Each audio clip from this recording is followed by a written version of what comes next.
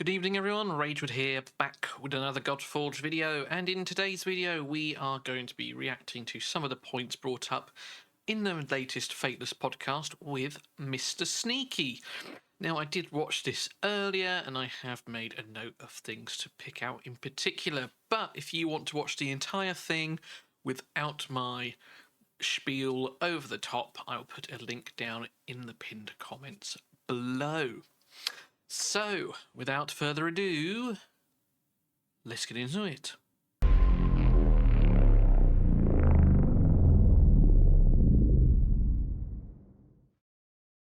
Before we get into it though, I'm just going to call out a couple of things that we haven't called out for a while. That is the Fateless beta sign up. You can still sign up now, there is still time. You simply visit fateless.gg, click join the beta waitlist, and fill in your details here. The details you put in here will be the ones that they contact you on when more information goes live about it. Whilst we're on their website, their Fateless merch store is now live, so you can visit here and grab yourself some cool swag. I personally have got the Godforge mouse mat. I bought the Green Knight poster, but there is lots here. You've got the iStand with range, so you can support your favourite faction. Fateless t-shirts and hoodies, like I am wearing now. And if you want to save money whilst you are buying your stuff, use my code RAGEWOOD10 for 10% off at the checkout. I'll also put a link of that down below, which you can just click that, will take you straight to the store. Anyway, on with the video. So I will put the headphones on in a minute. As mentioned earlier, Mr. Sneaky is the special guest, along with Dirk and Simon. Now, when I saw Dirk and Simon here without the parental controls of Saf, I thought, oh, there's going to be so much leaked and it's going to be great. So we'll have a chat about some of that in a moment. Brilliant part of the video, as always, just talks about Mr. Sneaky's background, his content creation journey, games he's played, etc.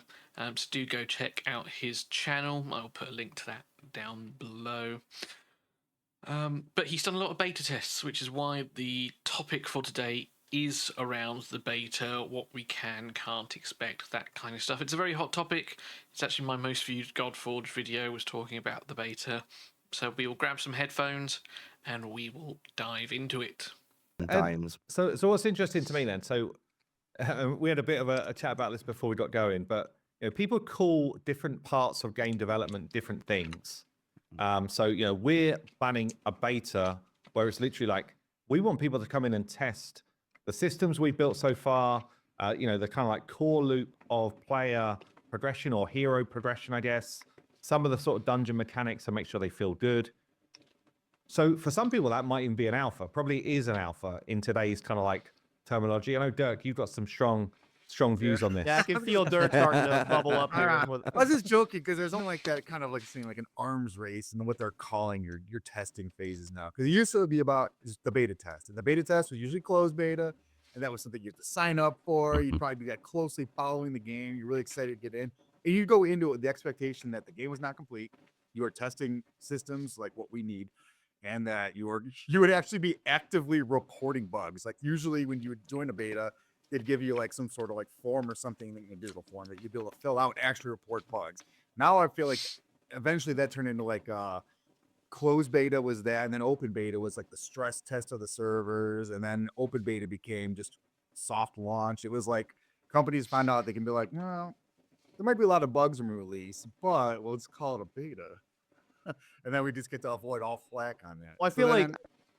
Oh, sorry. Go ahead. I'll let you finish. Oh yeah, which then that led to and if beta is now just like the secret word for launch, then what is the actual testing phase supposed to be? And I feel like now that's alpha, but then you can also sell the alpha now by calling it early release. So there's, it's just like it's so messy now what you have to call it. So what would have been a beta is now going to be probably called an alpha, but it's not. Yeah, because actually what we're trying to do is test the game. We're not it's not like, oh, we're trying to get an early monetization thing going here. It's literally like we want people to play the game, and we're very lucky to have this huge community of people really excited about play testing the game, right, and being involved. But there is definitely a disconnect between play testing and release here, because I even see it in the Discord, perhaps people that are a bit newer into the fray, and they're like, when am I going to get to play this game? And, am I keeping all of my stuff from beta right the way through to launch? And honestly, that for our first phase, that is definitely not the vibe. The vibe is, does this game feel great to you to play? And if not, what do we need to fix so that when we actually launch, this game feels really amazing? Yeah. So that first few minutes there, sort of, what is the beta? What's it going to be? Terminologies, all that kind of stuff. And they are right. A lot of people will expect the beta to be almost like the finished product, and it's not. Now that doesn't mean it's not gonna be good, and there isn't gonna be things for you to do. There will be, but the idea of the Fateless beta is, as they have said, is to test things. Now that could be a particular boss. It might be, we really want to test ally protection to see if it's bugged like it is in Raid. Here's all the ally protection champions, go nuts. It could be, does the core game loop feel smooth? Where are you getting stuck? All that kind of stuff, all right? It's not going to be complete, and as they said, it is probably more like an alpha rather than a beta, but yeah, the word gets thrown around. Dirk pointed it out, like, some companies will call it early launch when it's the alpha, so they can get away with, the bugs and things. But yeah, important to clarify exactly what the Godforge beta is going to be. It is going to be the testing phase. That's why. And Simon, just like the biggest comment we're gonna get on a video like this is like you had mentioned May. Is that gonna be the first time that players are gonna be able to play, or is that gonna be more of a private thing where it's like invite Yeah, it's a only? good question. Yeah, and actually, we're being fully transparent. We thought this was going to come more like April, and we had to go back to May just because of really actually it's more about assets, having enough environments fully completed, put in the game, having enough characters with like full animations and VFX, like all of those things are actually what take time, because it's almost like this domino effect. You need the heroes concepted to go into 3D, to get animated, to get VFX done, and then implementation and then polish. And the polish piece takes quite a lot of time. But yeah, so May would be kind of like the first time we bring like the first cohort of beta testers in. We've got over 30,000 people signed up. Certainly the aim is to have as many of those that want to be involved, but probably not from the start. So we'll probably do a few thousand at a time, get them in, make sure that there's no obvious kind of like flaws in what we're doing, because it's also a first impression, right? It's also a first impression of the game, which is why we don't have that many people play testing right now, by the way, because clearly there's a ton of bugs and stuff. But yeah, it's a first impression, and we want to make sure that with every group that comes through, that first impression is even slicker. It's pretty much going to be the whole dev team just fixing bugs, improving the experience, making sure that everything is as slick as possible for that kind of early experience.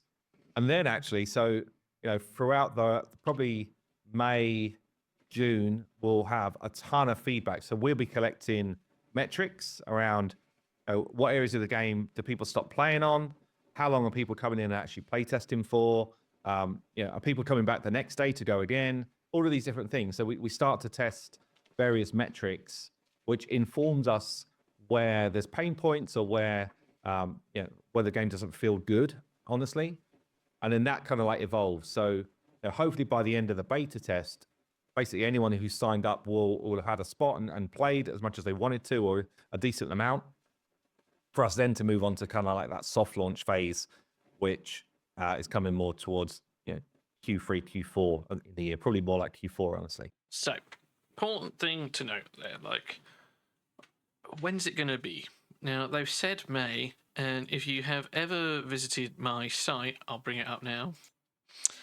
I thought it would be fun to put a little countdown timer on. Now, that is dangerous, there is no date, but this is actually for the 1st of June, this day right here. Okay. The beta did get pushed back. I think it was originally supposed to be March. Then it was sort of April, May. Now it's sort of more affirmed May. Now, I'm not saying I'm expecting there to be more problems.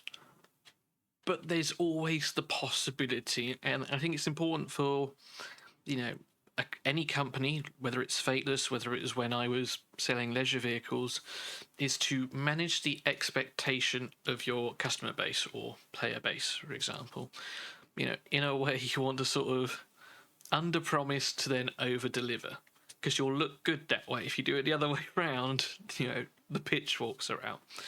So for any of you that have visited, this says the 1st of June, just playing it safe, essentially, all right? And this could still change even from here, but by the sounds of it, more people will have a bit more access come June. So that is what this timer is. Just wanted to clarify that first. And then something else that they sort of talked about briefly was sort of the collecting of data, pain points, things like that. They're obviously going to have all these systems in place to be able to find out, to track the sort of time in game, because that is a key metric for anything like this, is retention. Same with sort of like the Hell Hades website, for example, how long are you spending on it, all that kind of stuff. But that doesn't mean that you can't also report bugs. Now, none of this has been explained to us or anything like that yet, but I imagine there will be a way, or like Dirk said earlier, a form, something like that, to write your thoughts on. But it's important that it is constructive. No one just wants to be like, it's bad, make good. And it doesn't help anyone. All right, why is it bad? Can you give an example? Can you give an example on how you would improve it? Whether it's lighting, all that kind of stuff. And also bugs. Like, there is a possibility that if you have Zeus, Hercules, Hades, and, I don't know, Aphrodite in the same team, that a nuke goes off in the background. Like, these are all things that they're trying to test now, but no one knows. There's an infinite number of possibilities of things that could happen. So if you do get access, do bear with it as well, sort of thing. It is beta testing. It's not a complete beta that most people will know of. All right, so just something to bear in mind. Oh, yeah, I was just saying it. I mean, I guess I wouldn't want to put the expectation out that for our beta test, we'll be flying all the beta testers out and place live events. Wait, you mean we're not being flown out to Simon's mansion for the Lambos? Well, yes, that's me signing out then. It sounded more like Oh. what they're doing is getting content creators out there to get kind of their opinions before they're actually making content, because they don't want all the content to come out being like, this game is just horrible, oh my god, pass. Yeah. So they're probably But- trying to get engaged. It's kind of true, but also we do want to do some, probably just before the beta goes out, some like over-the-shoulder type sessions with, it might only be like 50 players or whatever. And we're not going to be flying tons of people around, but people that are local and available, we definitely want to get that sort of feeling nice and early, again, before we put a beta out, because it's really important, actually. Things which we think are just intuitive aren't necessarily intuitive, and we've seen it. We were at Gamescom, we've had the demo on the phone, so the demo just kind of like showing off a couple of levels, and instantly we were like, people don't get that they've got an ultimate to use, like they just can't see it, and we're like, dude, why are you not selecting that? Look, there's an arrow. but it's just like, they're just not seeing it. So that over-the-shoulder type of instant feedback is actually massive before we get into that sort of stage. So Simon brings up a good point there. For a lot of people who probably, if you're watching this, you fall under this bracket, might say 90% of you. You've played games like this before, so you sort of know what to expect. So by that I mean, you know that there will be 3 abilities. One of them's an ultimate on charge, and you might just, notice, the ring in the corner that's slowly filling up, and assume that is your ultimate. But there's going to be people who don't notice that, who've never played games like this. As Simon mentioned, when they went to Gamescom, they're like, why are you not using this really powerful ability that we've made for you? So it obviously wasn't what some people find sort of just intuitive, doesn't apply to everyone, so to speak. So, if they do have this sort of over-the-shoulder play test, but even with just the beta in general, it's these sort of things that they're looking for, essentially. And one thing they spoke about, which I have skipped through, is have they ever felt like is in the testing that Brad and Mr. Sneaky has done, whether the feedback was actually listened to?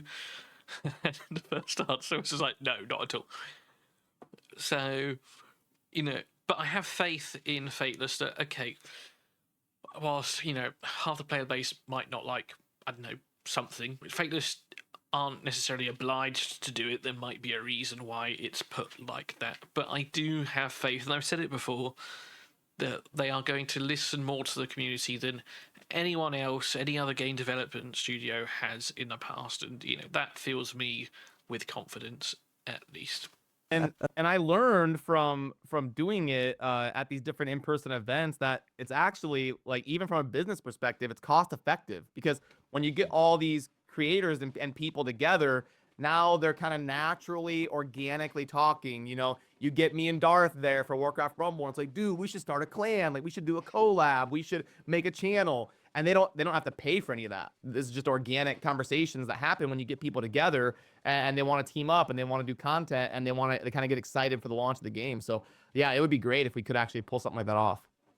Yeah, I know that when we launch our kind of like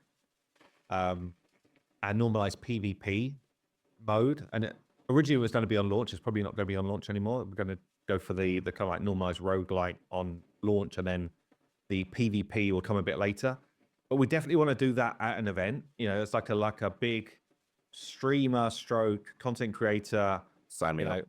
Pound it out. Yeah, like I just think Sign such me a up. fun like experience, right? Firstly, getting all that group together is always fun anyway. Those type of LAN events are cool. And actually, when we started to look at the cost of going to somewhere like a Gamescom and having a stand, you're talking like hundreds of thousands of dollars to do that.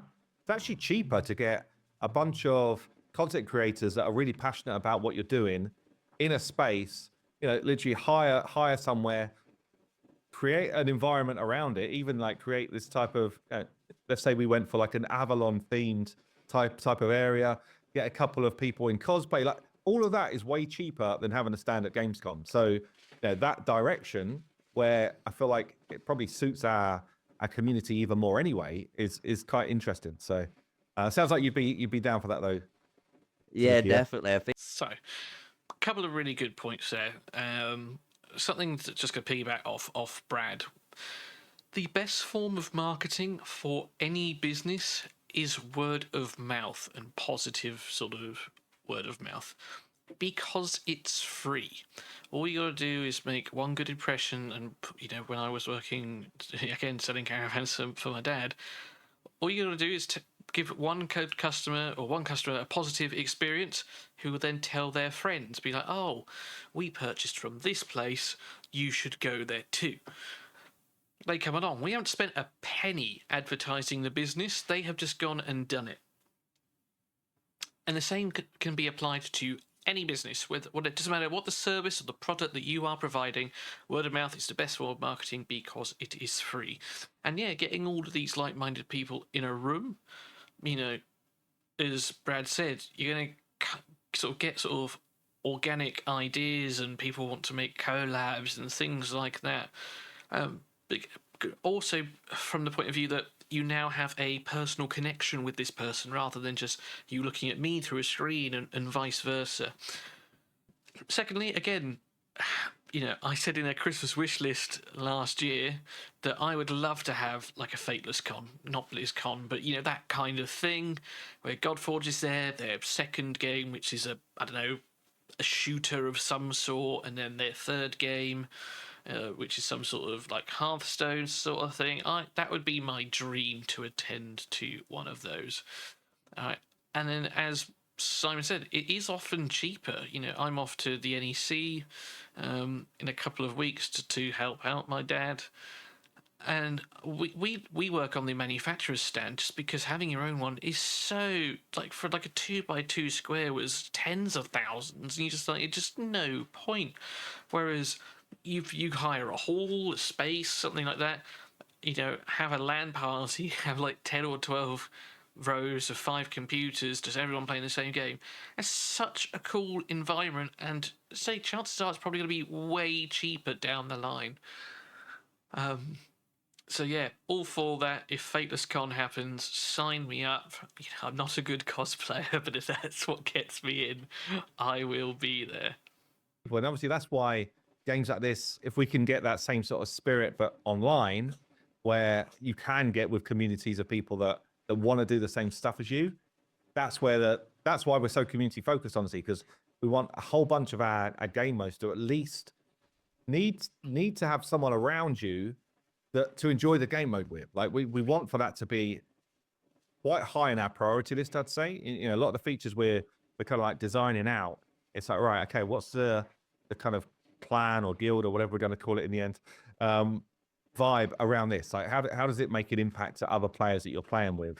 And I don't know, maybe that's a dangerous direction, because also some people are playing it on their phone and they're just very solo players. But I definitely, if I think about like some of the best experiences I've had in gaming, it's, you know, it goes back to the days where it's like 5-man raiding with buddies on like World of Warcraft, or playing Clash of Clans, where it's like, you know, we're talking about the next hit you're going to do. And it's like, right, what prep did you do? Do you want to try my base first? And like, it's us interacting together. And then you go into fight and it's like, right, I'm watching. You see this kind of like, I don't know if you played Clash of Clans, but in the top, it shows you how many people are watching your fight. And like, oh crap, and they're like 20 of the clan watching me try and take down their leader. It's like, I don't want to make a mistake type of thing, but it's fun. It's fun as well, you know? So yeah, that's the type of energy, the type of feeling that we would want with some of our different game modes. So it's pretty cool that sort of cooperative play is something that they are thinking about, because let's be real, right? In most games, being part of a clan doesn't really mean anything. You're still just playing your solo game and hoping that everyone else also does the same, so you all get the rewards at the end. But outside of that, there isn't really too much benefit from it. Now, in Dragonair, they had a mode where you had to beat Berengar and you had to team up with someone to do that. You would bring 3 heroes, they would bring 2, vice versa. And you just sort of try and communicate as best you can to get a good team, so you had a tank and a healer and all that kind of stuff. Bringing that to a game like this, I think, will be amazing. Because yes, we can all play solo, and if you are an introverted person, you know, that's completely fine. You know, you can just play on your own, happy days. But I agree with Simon. Some of my best experiences gaming have been playing with friends, and one particularly comes to mind, which I will probably just put at the end of this, to be fair, was back in Call of Duty Warzone. Me and my friend just sat on the top of the stadium, and we just encountered another team. We were giggling like little girls. We ended up getting the team kill. I won't spoil it too much, but that whole vibe interaction, we recorded it and we still laugh about it to this day. You know, especially because one of our team was like, how do I get to you guys? We were outnumbered. It was so much fun, and I really hope they do find a way to try and implement that into Godforge. I think that would be fantastic if they could get it to work. And some other like fun stuff, like, you know, Hearthstone's done this forever, just like trash talking but through the emoji, so it's not like totally Oh, toxic. don't. You know, I'll squelch you in game now. Don't. You're right. Yeah, that's my favorite thing of Clash Royale is you get ahead and you start spamming emojis. Yeah. yeah, Just there, like, it's bro, almost like really. I'm invincible at this point. Like, It's always good because it's always the spammer at the end of the day that loses the game. I'm telling you. Yeah, That would also be really cool to have. So I play a lot of Hearthstone Battlegrounds. You know, when you're playing an opponent and you want to level up, you sort of like give them a thumbs up, hope they see it and do the same, so you benefit. You know, that whole sort of just community vibe. Yeah, definitely something to bring into Godforge. There we are. So I'm going to end it there today. There is a lot of other conversation that I've skipped, talking about, you know, Magicon is going to that and what that's like, Sneaky's hero that he'd like to have in the game, you know, talking about how sometimes bugs make things better, that kind of thing. But I'll leave that for you guys to go watch yourself, so this isn't too long. So do take care, look after yourselves, work hard, but as always, play harder. And I'll see you in another one soon. But I'll leave you with that little Call of Duty team fun experience that we had to end on. Thanks again. You can ascend the rope the rope's what you used to ascend. Where's the rope? in the elevator. Except you can get sniped. There's one on the outside as well. So basically, you can no longer camp on the roof of the stadium. So everyone's a winner in that respect. Although, I feel very vulnerable to these skyscrapers. Moving. I'm underneath you. Oh shit, squad. Hostiles in the area. I'll get down if you like, Pete.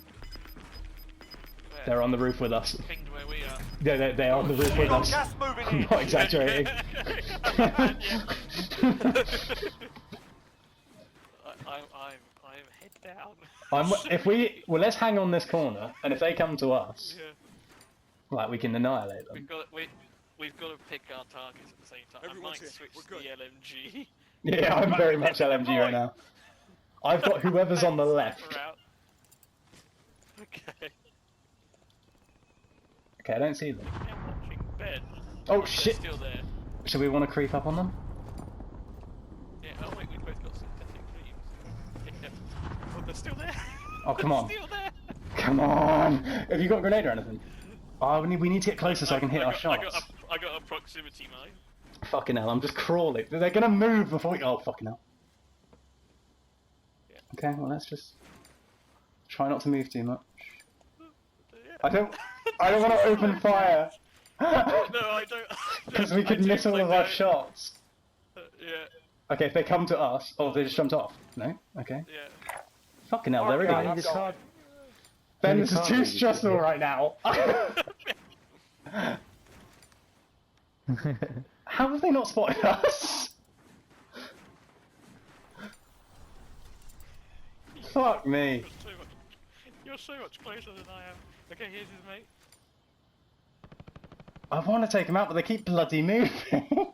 I'm behind you, Tom. Watch out. This is the only bit of cover on the entire roof, I figure. Fucking hell. Where are they? They're coming. Oh, record this. Yeah. I'm underneath Red, you. Pete, I say inside the we should take this guy on the left. Crouching. Ready?